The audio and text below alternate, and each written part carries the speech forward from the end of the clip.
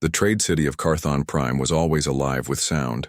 Voices rose and fell like waves in the great market square. Alien merchants shouted the prices of rare goods, glowing crystals, and living beings displayed in cages. Traders from dozens of worlds bargained in 100 different tongues. The air smelled of smoke, spice, and metal. In the very center of the square stood the auction dome, a massive hall where buyers came to purchase rare items, or, more often, slaves. Inside, beings of many kinds were lined up on platforms. Their names and qualities shouted by the announcer. Most were small, elegant, or delicate, beings meant to be servants, companions, or ornaments to the rich. But one figure stood apart from them all. Her name was Vera. She was nothing like the others. Towering nearly twice the height of most species in the room, her frame was broad and powerful. Her skin shimmered faintly silver under the auction lights, and her eyes glowed faint green. She wore a heavy restraint collar, with chains running, down to her wrists and ankles, but even in chains she looked dangerous. The announcer's voice shook as he introduced her. Lot 47, female of the Drexan species, exceptionally large, strength beyond standard, height 2.4 meters, weight sufficient for heavy labor. A ripple of laughter spread through the crowd. Some covered their mouths, others shook their heads. Too big, someone muttered. Not useful for companionship, another said. Would crush a bed in seconds. One alien laughed and the crowd joined. Vera's jaw tightened. She kept her head high, but her eyes turned cold. This was not the first time she had heard these words. Too big, too strong, too much. To her people, size should have been a blessing. Yet to the merchants and buyers it was a flaw. The announcer tried again, voice higher now. She can lift 3 times the weight of a normal Drexan. She will work well in mines or on warfront supply chains. Strong arms, strong back, no fragility. But the buyers were not impressed. One waved a dismissive hand, another turned away. Too much trouble. She will scare the staff. No, beauty at all. Just a beast. The announcer's tone dropped. His smile cracked. Very well. We start bidding at 100 credits. Silence. 90? He tried. Still no sound. 80? Only whispers of rejection. Vera stood still. She had learned long ago that resistance was pointless. Yet deep inside she felt the same sharp stab she always felt in these places. Unwanted, discarded, humiliated. She had once dreamed of honor in her tribe, of being recognized for her strength. Now she was reduced to a number, a price tag, a spectacle for strangers to laugh at. Then, a voice broke the silence. I'll take her. Every head turned. Standing near the back of the hall was a human male. He wore a dark jacket, patched at the shoulders and a soldier's bearing that no simple clothing could hide. His face was calm, sharp and steady. He did not smile, but neither did he flinch as the crowd stared at him. The announcer blinked. Sir, you mean Lot 47? Yes. The human's voice was firm. Her. A storm of laughter burst through the hall. A human buying that giant. He'll be crushed in a day. Ridiculous. The announcer raised his brows. Sir, perhaps you misunderstand. She is difficult. Too large for... I said I'll take her. The human's tone did not waver. The announcer looked stunned but forced a nod. As you wish. Very well. Sold. Lot 47 claimed. The hammer struck the podium. The deal was done. Vera turned her head slowly toward the human. Her green eyes narrowed. She did not understand. Why would anyone choose her when everyone else mocked her? Was this some new form of cruelty? Some twisted joke? The guards moved forward, unlocking her chains and collar. For the first time in years, her wrists and ankles were free. She rubbed them slowly, still glaring at the human. He stepped closer, his gaze steady on hers. Up close, she noticed his scars, thin lines on his jaw, a mark above his brow. He carried himself like someone who had faced battles and survived. My name's Marcus Hale, he said. I'm not here to chain you. You're free now. But if you'll come with me, I could use someone strong at my side. Vera blinked. His words were strange, like an echo from a dream she had long forgotten. Free? No one had ever spoken to her like that. Why? She asked at last, her voice deep, edged with suspicion. Why choose me? You saw them laugh? Marcus shrugged, lightly. Let them laugh.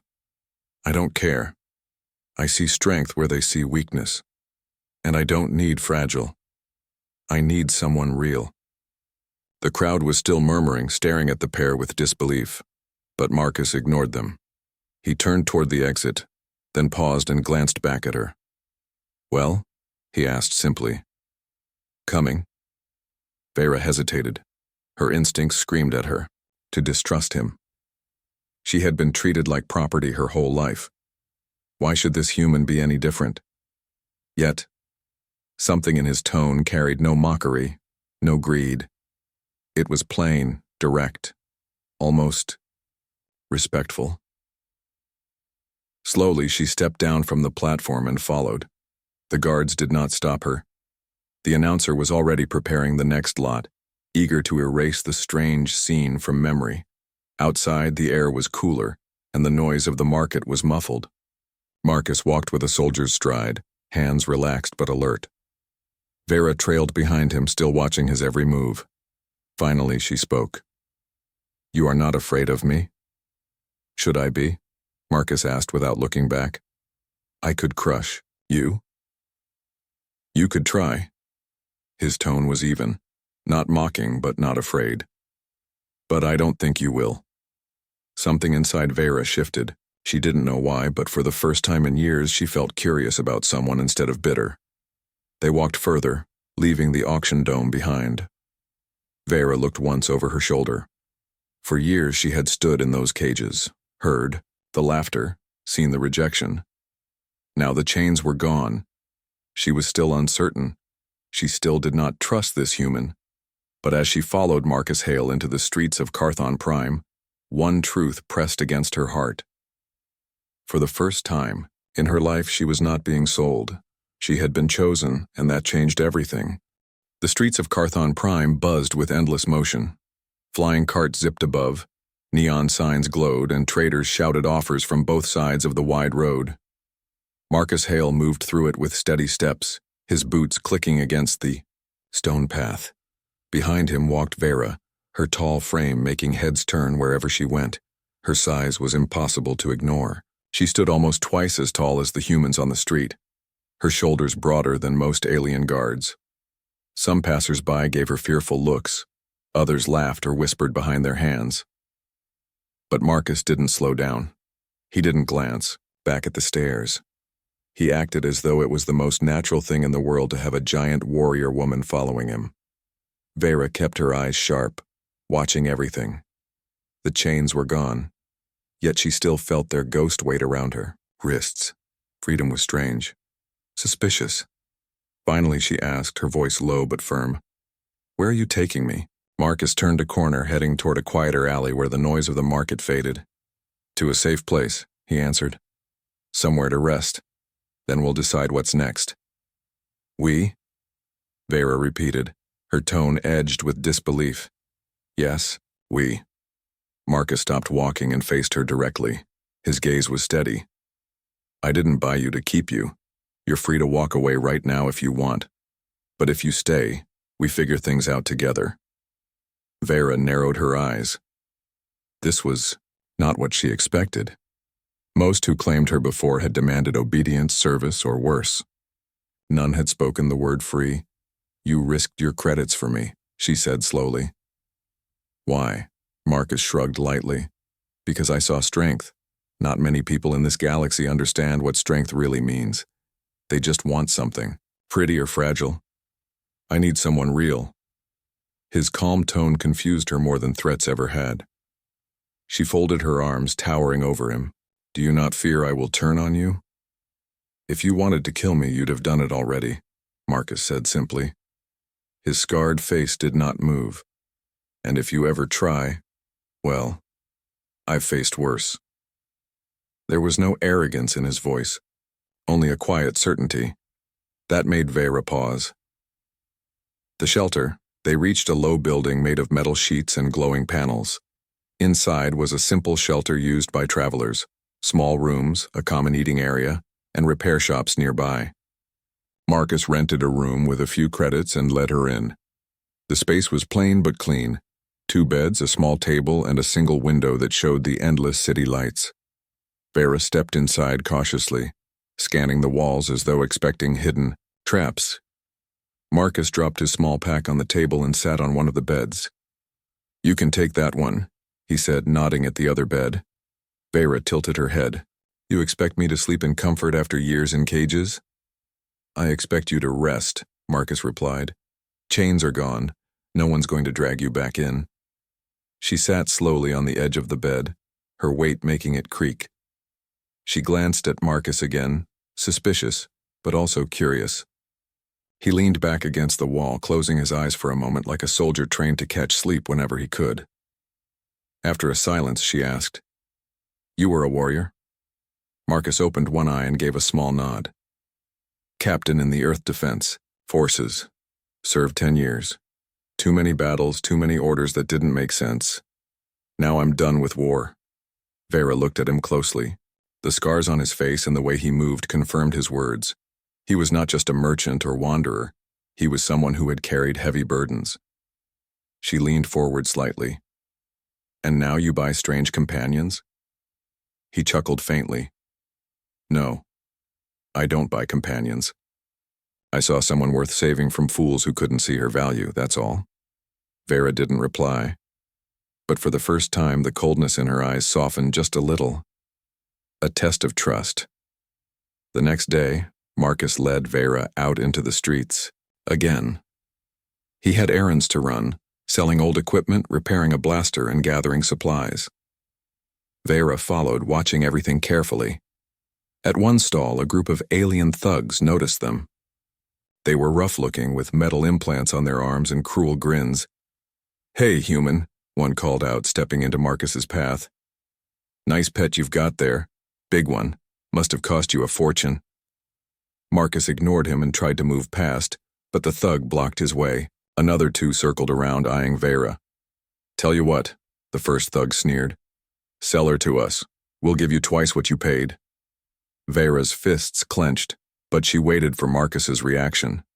He looked at the thug with calm eyes. "She's not for sale. Move." The thug laughed and shoved Marcus's shoulder. "You've got guts, human. But guts spill easy." Before Marcus could react, one of the others reached for Vera's arm, trying to grab her. In that moment, something inside her snapped. For years, she had been chained, mocked, treated like a thing. Now, this human had freed her, treated her with respect, and these scum thought they could take her away. Her massive hand shot out, grabbing the thug's wrist. With a twist, she sent him crashing to the ground. The others froze, stunned by her speed and strength. The leader snarled and drew a blade, but Marcus stepped forward, drawing his pistol in one smooth motion. The cold barrel pointed at the thug's chest. "Bad idea," Marcus said quietly. The thug hesitated, then spat on the ground. "Fine, keep your monster." He signaled his men, and they backed away into the crowd. Marcus lowered his pistol. Vera released the thug she had thrown, who scrambled away without a word. For a long moment, they stood in silence. Finally, Marcus looked at her. "Thanks." Vera frowned. "You thank me? I thought you would scold me for violence." He shook his head. "You acted because you wanted to, not because anyone forced you. That's the difference." Vera stared at him, confused again. But deep inside, a strange warmth stirred. She had chosen to act, and instead of punishment, she was met with gratitude. Small steps, over the next few days, they settled into a rhythm. Marcus handled trade and repairs while Vera carried heavy supplies or watched his back in dangerous areas. She began to notice little things. He never barked orders at her. He asked, he listened. When she spoke of her strength, he didn't mock, so he respected it. One evening, they sat in the small shelter room eating a simple meal. Vera finally spoke of her past. "My people valued beauty above strength," she said quietly. "The females were meant to be small, delicate, graceful, I was none of those. My own kin rejected me. Traitors saw me only as a tool. That was my life. Marcus looked at her, his expression serious. Then they were blind. Strength is never a curse. It's a gift. You just need the right reason to use it. Her eyes softened, though her voice stayed cautious. And you? Think I have reason now? I think you will, Marcus said. If you choose it. Vera sat in silence, her heart uneasy. She was not ready to trust fully.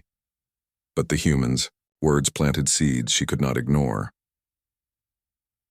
The night encounter. That night, as Marcus slept, Vera stood by the window, staring at the city lights. For years, she had dreamed of freedom but never believed it would come. Now it was here, yet she didn't know what to do with it. Her thoughts were broken by movement below. A group of shadowy figures crept toward their building, armed, silent, dangerous, bounty hunters.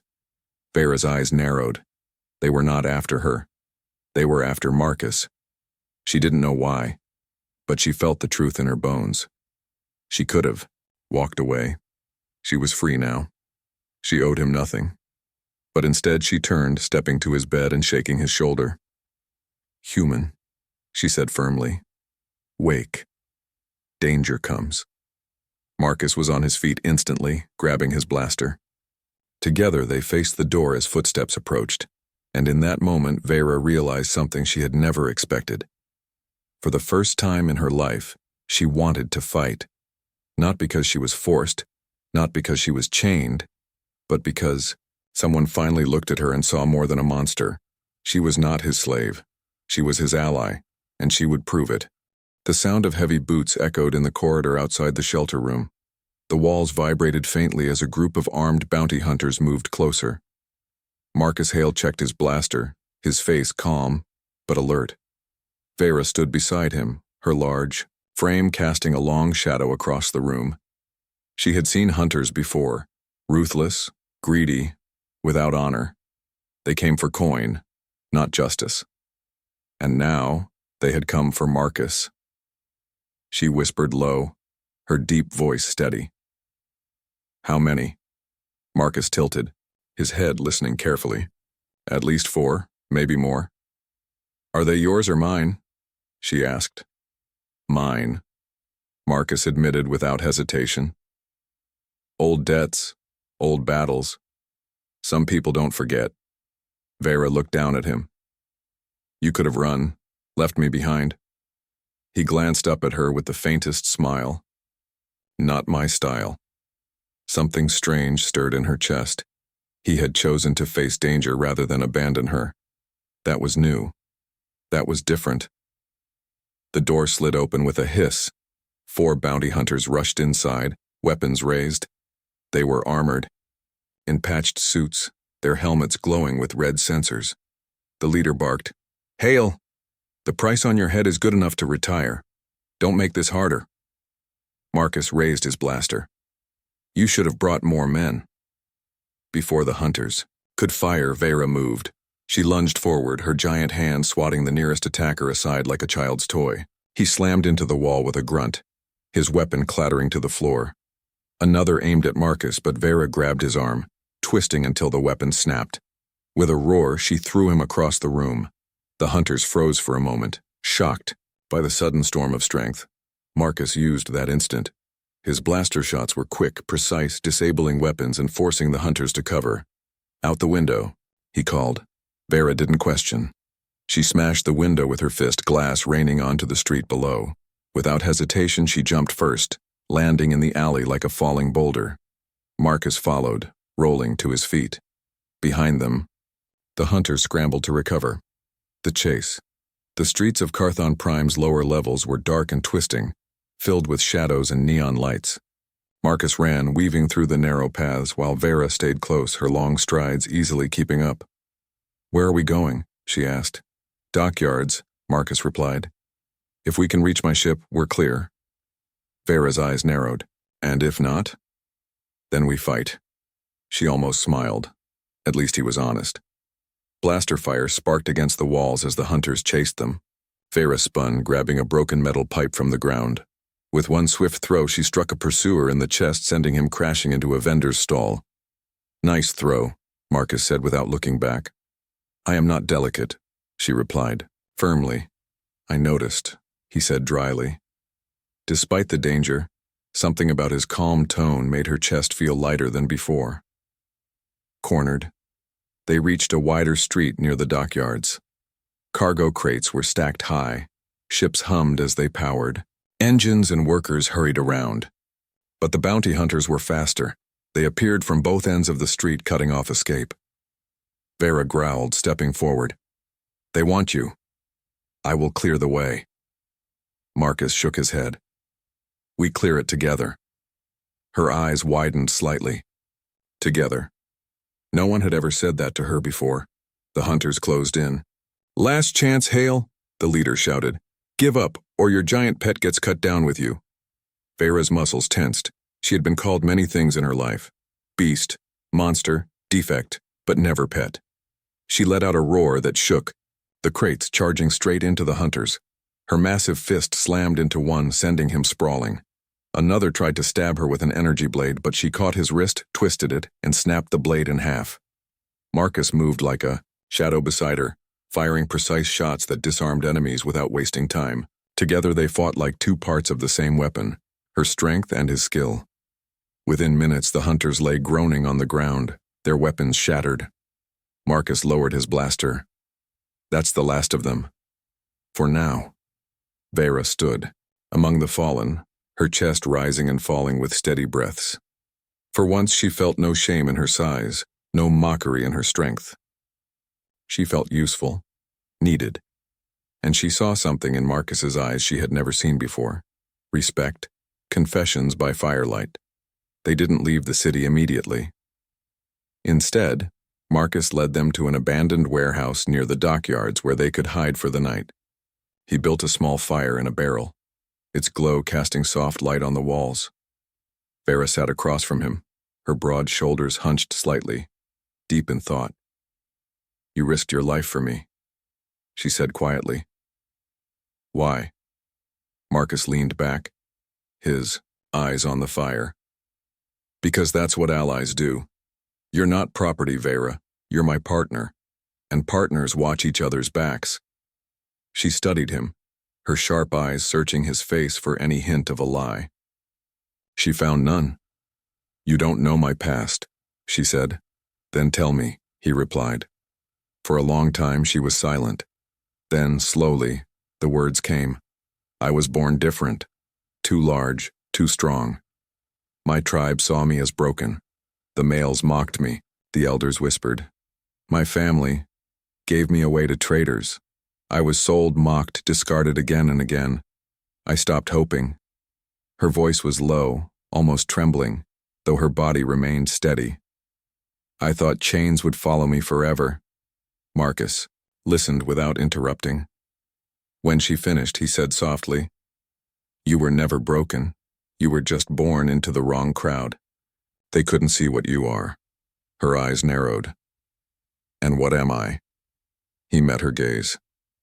"Powerful, brave, worth more than any of them ever knew." For the first time in years, Vera felt her throat tighten. She turned her head away, hiding, her expression in the firelight. "You speak like a fool," she muttered. "Maybe," Marcus said with a faint smile. "But I mean it." The silence stretched between them, not heavy but strangely comfortable. A choice. The next morning, Marcus checked his gear. "We can reach the ship by midday," he said. "But there will be more hunters." Word spreads fast. Vera stood near the doorway, her arms crossed. "If I leave now, you will still be hunted. My presence only slows you down." He looked at her firmly. "If you walk away, you're free. No one owns you now. But if you stay, we fight together.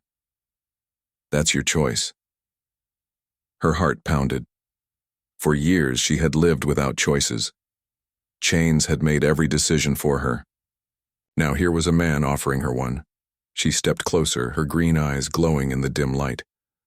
Then I stay, not as a slave, not as a pet, as your ally. Marcus gave a small nod. That's all I wanted to hear. For the first time, Vera felt a spark of something she had never allowed herself to feel before. Pride. The path ahead. They reached the dockyards under heavy clouds. Workers hurried about, engines roared, and ships lifted into the skies. Marcus's small vessel waited among them, a simple craft, patched and scarred but reliable. As they approached, Vera glanced at Marcus. More hunters will come, you know. This. I know, he said. Then why keep me with you, she asked. Marcus paused at the base of the ship's ramp. He looked up at her, his scarred face serious. Because I'd rather face 100 hunters with you than 1,000 alone. Vera blinked, caught off guard. Slowly, a rare smile tugged at the corner of her lips. Then let them come, she said. We will break them together. And as they boarded the ship, the bond between them had changed. No longer was she an unwanted giant, and he a lone soldier. They were allies, equals bound not by chains, but by choice, and together, they would carve a path through the stars. The engines of Marcus Hale's ship rumbled as it lifted off from the dockyards of CosmicAdventures. The vessel was not grand, its hull bore dense, the paint was faded, and one thruster rattled more than it should. But it was sturdy, dependable, and fast enough to escape hunters. Inside the cockpit, Marcus sat at the controls, focused on guiding the ship through the traffic lanes of the city skies. Vera sat behind him, her large frame squeezed into a chair that seemed too small for her. She crossed her arms, scanning the view outside. She had never flown in freedom before. Her travels in the past were always in cages or locked compartments. Now she looked out through the viewport and saw the stars slowly opening above. The sight pulled at something deep in her chest. Marcus glanced back at her. First time flying, free? Her green eyes narrowed slightly, but she nodded. Yes, it never gets old, he said simply, pushing the ship higher into orbit. Arrival at the colony. For days they traveled between systems, avoiding routes where hunters might wait. Marcus took jobs where he could, transporting supplies, repairing, equipment, and trading small goods. Vera helped carry cargo, her strength making light work of heavy loads. One day, while stopping at a frontier station, a message came through the comms. A colony on the edge of space was under attack by raiders. They were calling for any available help. Marcus studied the message carefully. They're desperate, he said. Low defenses, no trained soldiers. If we go, it'll be dangerous. Vera stepped closer. And if we do not go? They'll burn, Marcus answered. Silence filled the cockpit. Then Vera said firmly, We go. Marcus met her eyes and he saw no hesitation there. He gave a small nod. Then we go. The ship jumped into faster-than-light travel. Hours later, the colony came into view, a small world with wide plains and scattered settlements. Smoke rose from one of the towns, black streaks against the sky. Raiders' ships hovered above, firing on the ground. Marcus tightened his grip on the controls. Hold on. The ship dove through the atmosphere. The battle begins. They landed just outside the colony walls.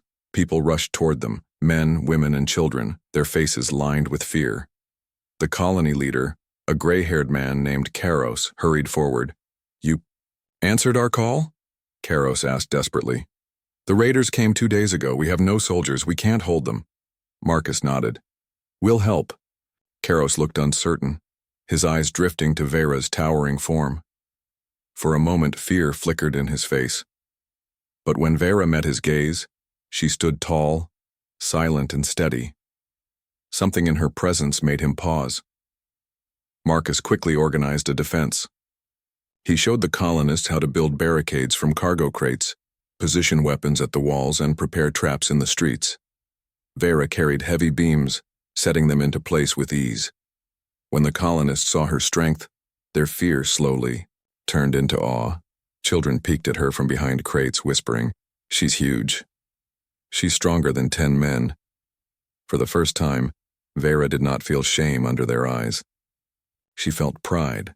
The first clash, the raiders struck at dusk. Their ships swooped low, dropping squads of armored fighters. They rushed toward the barricades, firing wildly.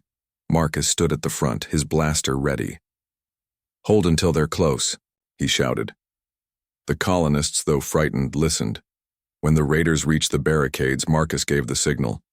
Blaster fire erupted from the walls. Vera leapt into the fray, her massive frame towering over the attackers. She swung a broken metal beam like a weapon, sweeping 3 raiders off their feet at once. Another tried to stab her, but she caught him by the arm and hurled him across the barricade. The colonists gasped, their fear replaced by cheers. Marcus moved like a shadow beside her, firing precise shots, covering her blind spots. Whenever a raider tried to flank her, Marcus was there to cut them down. Together they fought as one, her strength and his skill. Within minutes, the raiders fell back, dragging their wounded with them. The colonists roared in victory. Recognition that night, the colony gathered around fires to celebrate. For the first time in days, they laughed and smiled. Karos raised a cup of water in salute. "To our defenders, the human captain, and the shield of iron." He pointed to Vera, and the colonists cheered her name. Vera froze, startled. She had been called many things before: beast, monster, defect, but never shield. A child ran up to her, eyes wide. "You saved us. You're a hero." Vera's throat tightened. Slowly she lowered herself to one knee so she could look the child in the eyes. "I am no hero," she said softly. "I am just me." But the child smiled. "Then being you is enough." Marcus watched from nearby, his face calm but proud. For the first time, he saw Vera accept who she was, even if just a little. The return of the raiders. The next morning, scouts reported that the raiders were regrouping. This time they were bringing more ships and heavier weapons. Marcus studied the reports with Karos. "They'll hit us hard," Marcus said. "We can't outlast them forever. We need to break their will." Vera stepped forward. "Then we strike first." Karos frowned. "But they outnumber us." "Numbers mean nothing if they fear what stands before them," Vera said firmly. Marcus looked at her and nodded. "She's right. If we take out their leader, the rest will scatter." The final battle. When the raiders returned, the colony was ready. Marcus led a small strike team with Vera at his side. They moved through the smoke and chaos, cutting their way toward the raider leader's command ship. Blaster fire rained down. Colonists held the barricades while Marcus and Vera pressed forward. At the ship, the raider leader, a massive reptilian warrior, stepped out, armed with a heavy plasma axe. He sneered at Marcus. "You think one human and his beast can defeat me?" Vera's eyes blazed. "I am no beast!" With a roar, she charged. The fight was brutal.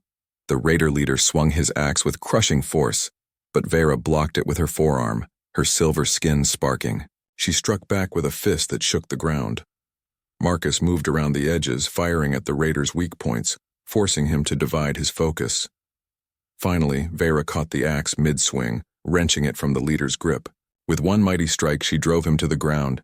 The other raiders froze, staring in shock. Their leader defeated. Their will broke. One by one, they fled, their ships retreating into the sky. The colony erupted in cheers. The heroes, after the battle. Karos gathered the colonists. He stood before Marcus and Vera. "You saved us. You gave us hope. From this day, you are welcome here as family." The people cheered again, calling Marcus the Mind of Fire and Vera the Shield of Iron. Vera stood tall, her chest swelling with pride.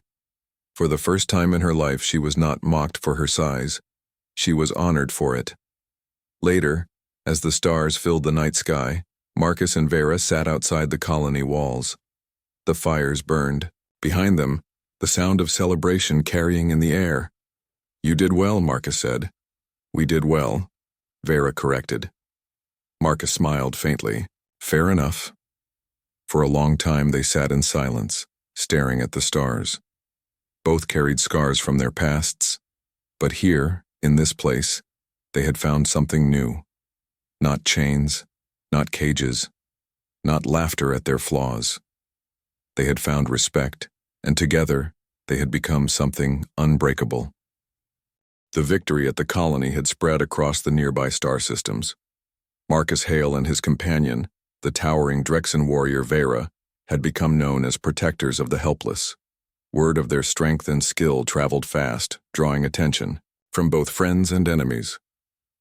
One morning, while Marcus repaired the ship's engine and Vera stretched outside, a message arrived on the comms. It carried a formal tone and the unmistakable insignia of Vera's species. Vera of the Drexen, return immediately. You are to be claimed by your tribe. Vera's green eyes narrowed as she read the message. My tribe? She muttered. After all this time, they remember me? Marcus walked over, wiping grease from his hands. What do you want to do? I will not go back, she said firmly. Not after everything. Not after freedom. The comms buzzed again. The representative's voice echoed through the cabin, cold and demanding. You have proven your strength. You are of great value. The tribe will pay a high price for your return. Vera's fist clenched. They want to buy me again. Marcus placed a hand on her shoulder, steadying her. Then show them they can't. You're not for sale. The arrival of the representatives, a sleek Drexen cruiser, landed near their ship a few hours later.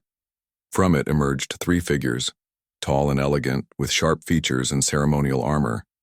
Their expressions were cold, calculated.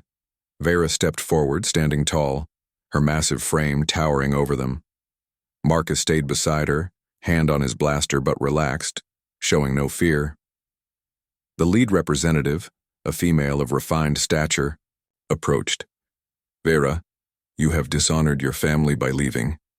The tribe demands your return. A high price will be paid, and you will comply.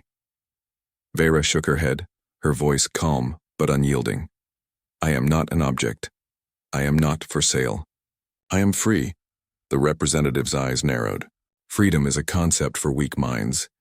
Strength must serve purpose. You cannot deny your destiny. Marcus stepped forward. She's chosen her own path. You will not force her back. The representative sneered.